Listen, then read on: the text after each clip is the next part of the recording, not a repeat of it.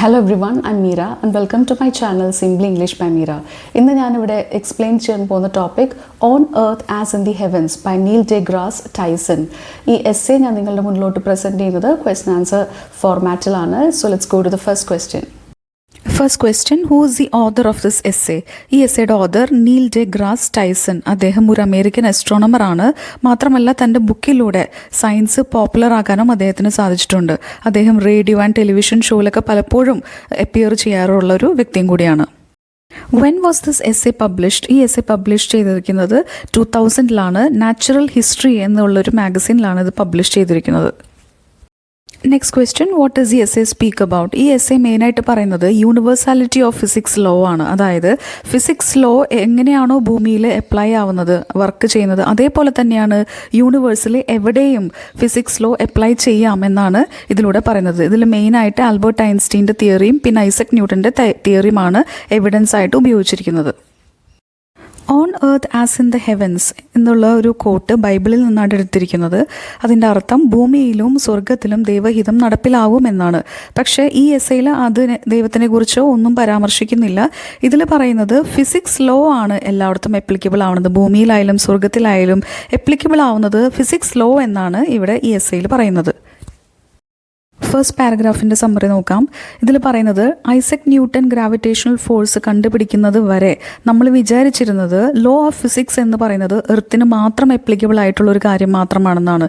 യൂണിവേഴ്സിലെ പല ഭാഗങ്ങളും ഇത് എപ്ലിക്കബിൾ ആണ് എന്നുള്ളത് നമുക്ക് അറിയില്ലായിരുന്നു.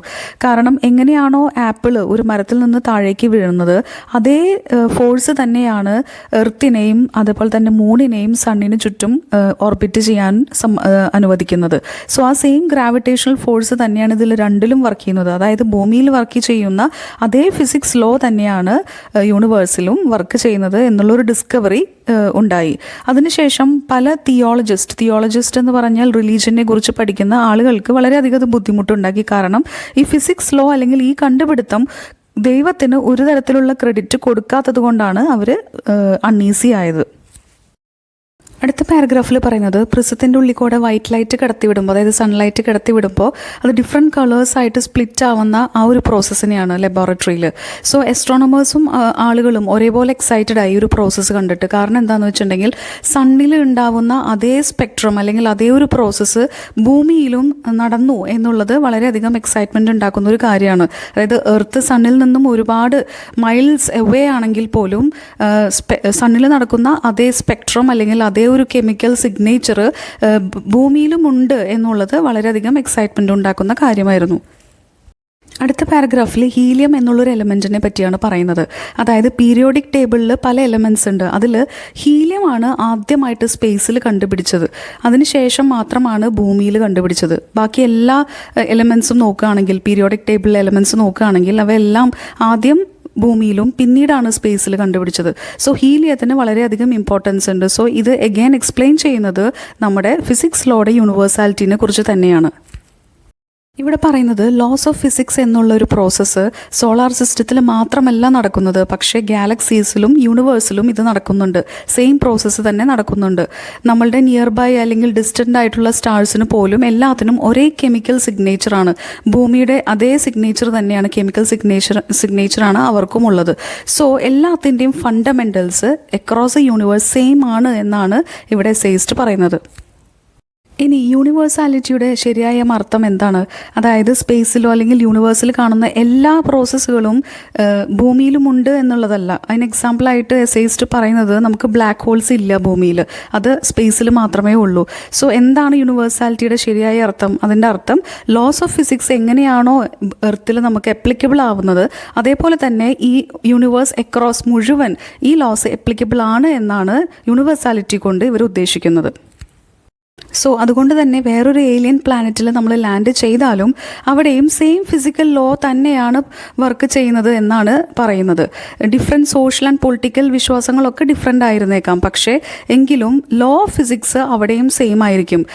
ഒരു പക്ഷേ ഏലിയൻസ് ഫ്രഞ്ചോ ഇംഗ്ലീഷോ സംസാരിക്കില്ലായിരിക്കും, പക്ഷേ നമുക്ക് എപ്പോഴും അവരുടെ അടുത്ത് ലാംഗ്വേജ് ഓഫ് സയൻസിൽ കമ്മ്യൂണിക്കേറ്റ് ചെയ്യാൻ സാധിക്കും എന്നാണ് സയൻറ്റിസ്റ്റുകൾ പറയുന്നത്.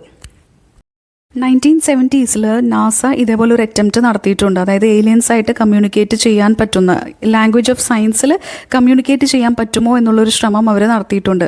അതിന് വേണ്ടിയിട്ട് സോളാർ സിസ്റ്റത്തിൻ്റെ ഗ്രാവിറ്റേഷണൽ പുള്ളിനെ ഓവർകം ചെയ്യാൻ ശേഷിയുള്ള ഒരു സ്പേസ് ക്രാഫ്റ്റിനെ അയക്കുകയും അതിൽ സയൻറ്റിഫിക് പിക്ടോഗ്രാംസ് ക്യാരി ചെയ്തിട്ടുള്ളൊരു പ്ലേക്ക്, അതല്ലെങ്കിൽ ഒരു പലക പോലെ, ഒരു ഗോൾഡൻ പലക, പിന്നെ അത് മാത്രമല്ല മിൽക്കി വേയിൽ എർത്തിൻ്റെ ലൊക്കേഷൻ അടയാളപ്പെടുത്തുകയും ബീതോവൻ മുതൽ വളരെയധികം പ്രമുഖരായ സിംഗേഴ്സിൻ്റെ സോങ്സ് റെക്കോർഡ് ചെയ്തിട്ടും അയച്ചിട്ടുണ്ടായിരുന്നു. പക്ഷേ ഇന്നേ വരെ നമുക്കറിയില്ല ഏലിയൻസിന് ആ മെസ്സേജ് കിട്ടിയോ ഇല്ലയോ എന്നുള്ളത് ഇപ്പോഴും അൺഷുവറാണ്.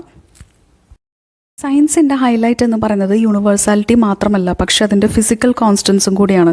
നമ്മൾ സ്കൂളിൽ പഠിച്ചിട്ടുള്ളതാണ് G എന്നുള്ളൊരു കോൺസ്റ്റൻറ്റ് ഓഫ് ഗ്രാവിറ്റേഷൻ. അതായത് ഗ്രാവിറ്റിയുടെ സ്ട്രെങ്ത്തിനെ കാണിക്കുന്നതാണ് G എന്നുള്ളൊരു കോൺസ്റ്റൻറ്റ്. അത് യൂണിവേഴ്സിൽ അക്രോസ് അതെല്ലായിടത്തും ഒരേപോലെയാണ്, ഒരേ സ്ട്രെങ്ത്താണ്. സോ അത് എല്ലാ കാലത്തും അതുപോലെ തന്നെയായിരുന്നു.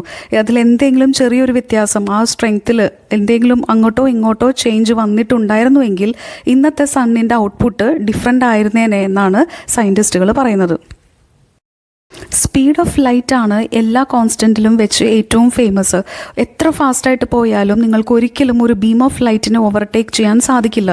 ഈവൻ ദോ സയൻസ് ഇതിനു മുമ്പ് പല ക്ലെയിമുകളും, ഷുവറായിട്ടുള്ള പല ക്ലെയിംസുകൾ പറഞ്ഞിട്ടുണ്ട്, പിന്നീട് അത് പ്രൂവ് ചെയ്തിട്ടുണ്ട്, റോങ് ആണെന്ന് പ്രൂവ് ചെയ്തിട്ടുണ്ടെങ്കിലും സ്പീഡ് ഓഫ് ലൈറ്റിൻ്റെ കാര്യത്തിൽ അത് ഫിസിക്സ് ലോ വളരെ ആക്യുറേറ്റ് ആണ് എന്നാണ് സയൻറ്റിസ്റ്റ് പറയുന്നത്.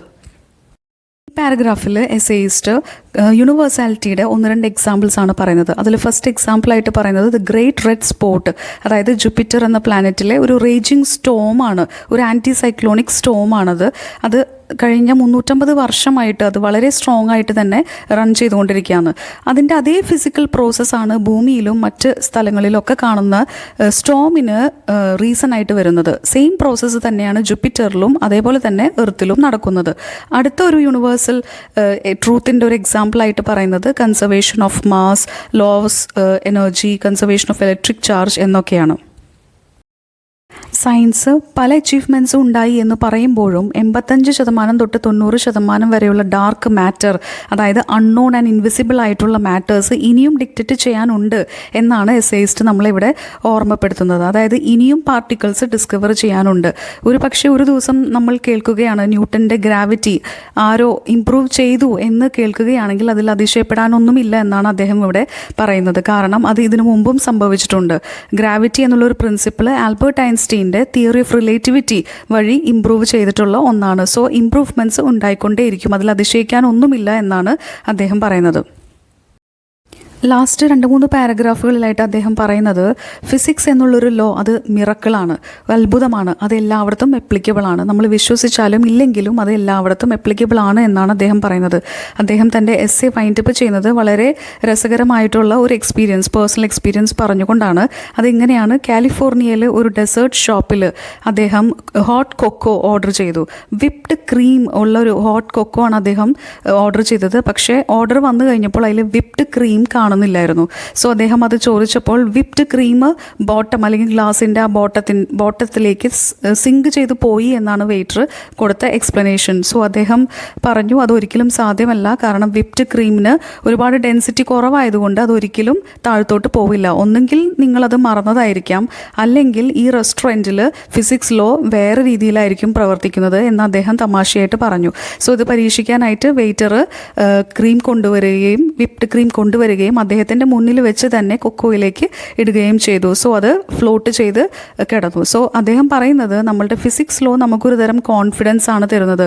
മറ്റുള്ള ആളുകളെ ഫേസ് ചെയ്യാനുള്ളൊരു കോൺഫിഡൻസും കൂടെ നമുക്ക് ഫിസിക്സ് ലോ തരും എന്ന് പറഞ്ഞുകൊണ്ടാണ് അദ്ദേഹം അദ്ദേഹത്തിൻ്റെ എസ്സേ വൈൻഡപ്പ് ചെയ്യുന്നത്. സോ ഇതാണ് main points of the essay. So ഈ വീഡിയോ നിങ്ങൾക്ക് യൂസ്ഫുൾ ആയെങ്കിൽ please subscribe and like. Thank you.